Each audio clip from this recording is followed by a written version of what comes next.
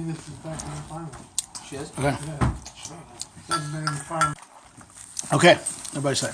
Now, to understand a little bit what's going on in the parsha, these next few parshas, Hayar Hashem Tiktzar. Why couldn't the Rebbe Hashem just take Am Yisrael out of Mitzrayim? Right? The whole beat up, with Paro and asking Paro as if we need Paro's permission, and we have to coerce Paro. We have to influence him. Rebbe Hashem's boss. Just take Am Yisrael out. What's the Indian? Right? So the pasuk that says, Leman Tzapeshmi B'chol Aretz, and Leman Haroschas Kochi, Rebbe Hashem wants publicity, as it were. Why? Why?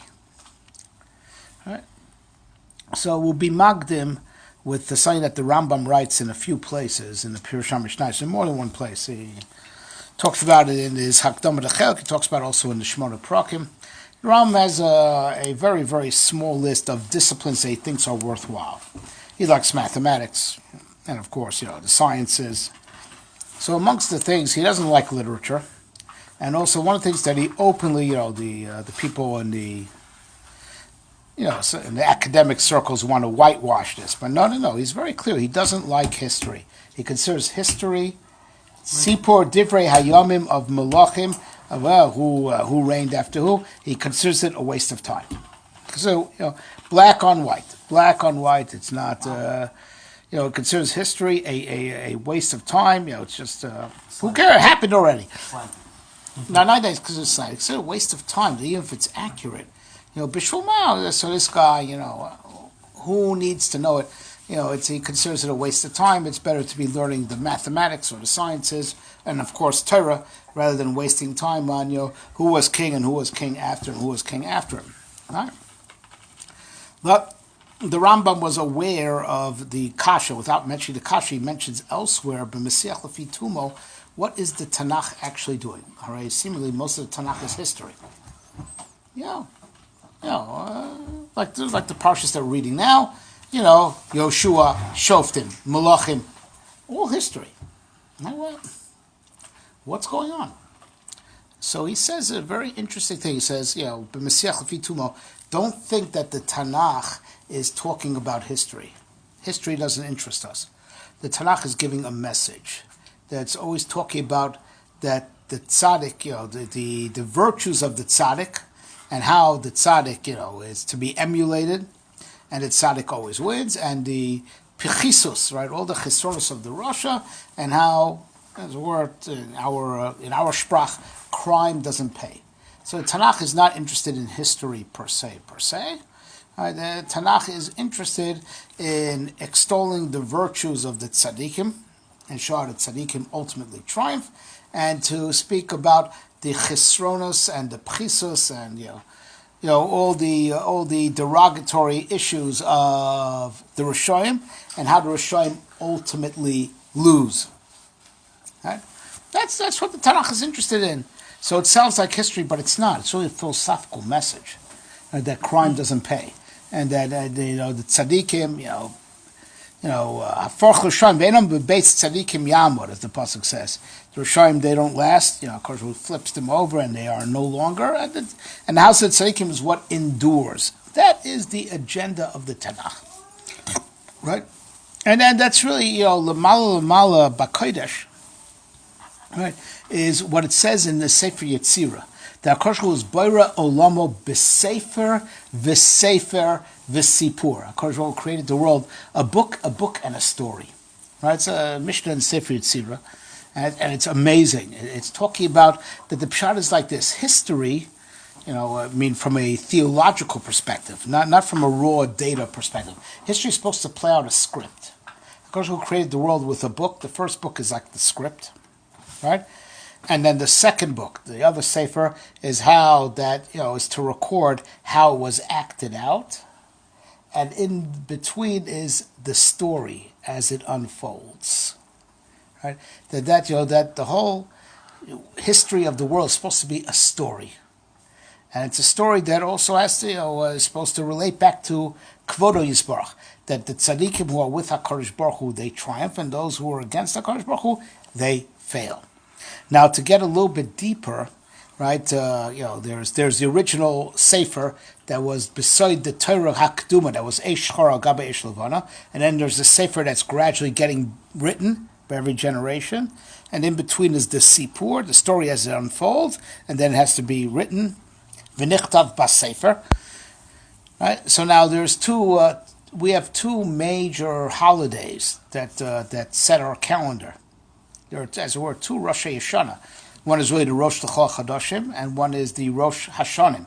That's Tishrei and Nisan. That's Rosh Hashanah and Pesach. Right. The yin of Rosh Hashanah is Sefer, Sifrei Chaim v'Sifrei Mesim Psuchim Lefanov, and that's writing out, what it was and what will be for the upcoming year. Right. But 6 months earlier than that, 7 months earlier than that, right, the 7th month prior to that is the Sipur Yetzias Mitzrayim.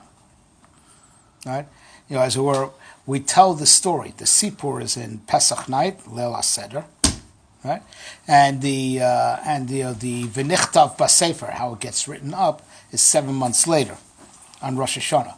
Rosh Hashanah is Sefer and Pesach is Sipur. Right.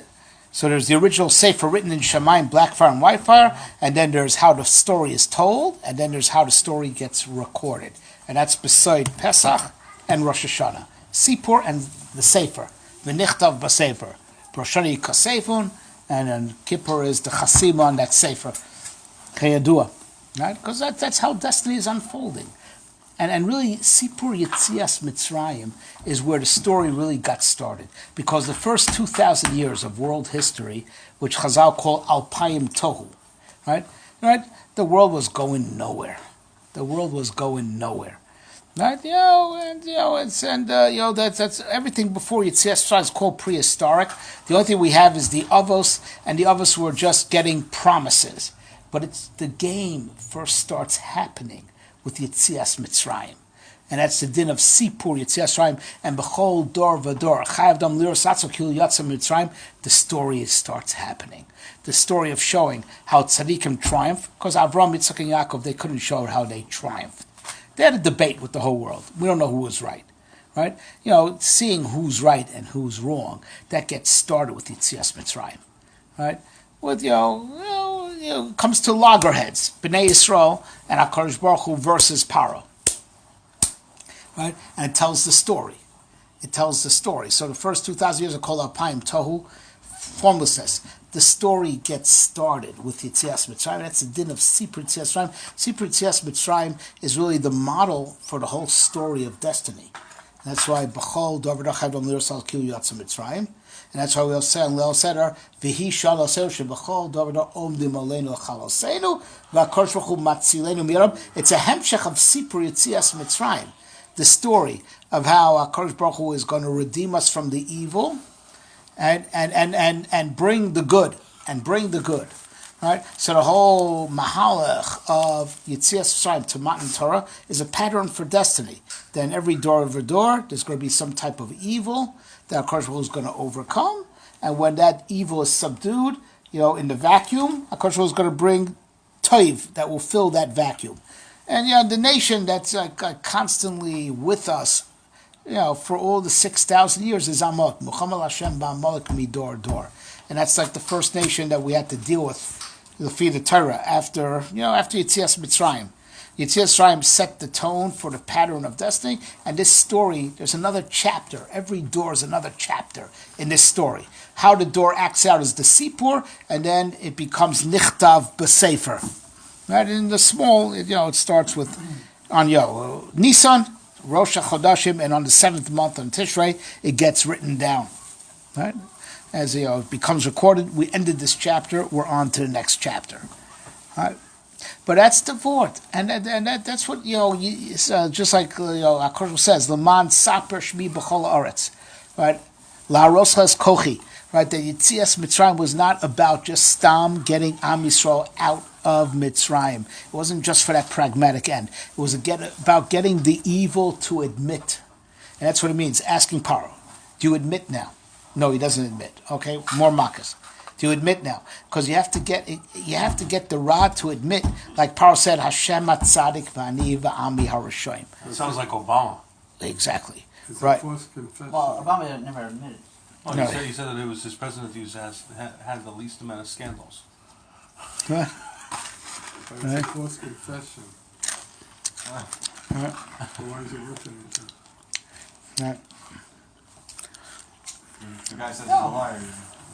What? He was masking. The guy's masking he's a liar, so Yeah. Yeah, but it's because of all the pain. you believe him about He being was a liar. about power. He totally saw Hashem's power. It became very clear to him. At one point, Akash Baruch Hu was hardening his heart because cosmically we need more admissions. Cosmically. So he was willing to admit, harden his heart. Leman Shisi Osai B'Kirbo, right? Because there's still more forces in creation that still have to admit. So power's like their vehicle, right? Because that says publicity. Yes, publicity. Because what happens to what befalls the Jewish people. It's like we're the ball in God's game. We're the tennis ball that you guys are going to be playing with, right? The Jewish people, right? No, we are the ball that how Team Tzaddik and how Team Russia. We're not going to say which one is which, right? Right? Right? Am Yisrael was chosen to be the ball of the game of destiny, the ball of the game of destiny. So it's not just Stam history. Jewish history is not like the history of the Chinese, and Jewish history is a story of showing, Tzaddik, right, and Russia, and how the Tzaddikim ultimately triumph and Rishoyim ultimately fail. And Am Yisrael was chosen to be the ball, to kick around, to demonstrate this. Right? That's why Paro's prayer is why he let us go. Akash who hardens his heart. Hardens his heart. No, because it's not. It's bigger than that. It's bigger than political freedom. It's bigger than that. Right? It's all about sending a message, and that the whole world will know, and the whole world will acknowledge that Hashem Hu Elokim, and Am Yisrael, who's our God's chosen nation, we were chosen to be this ball in this big game of the volley between the forces of good and the forces of evil, right? And Am Yisrael's triumph is ultimately telling a story. It's telling a story. It's not just Stam raw historical data. It's telling a story, right? It's telling a story that about the priestess of the Rishoyim, right, and the Maila of the Tzaddikim, and that's how Jewish history is different from all the history of all the other nations.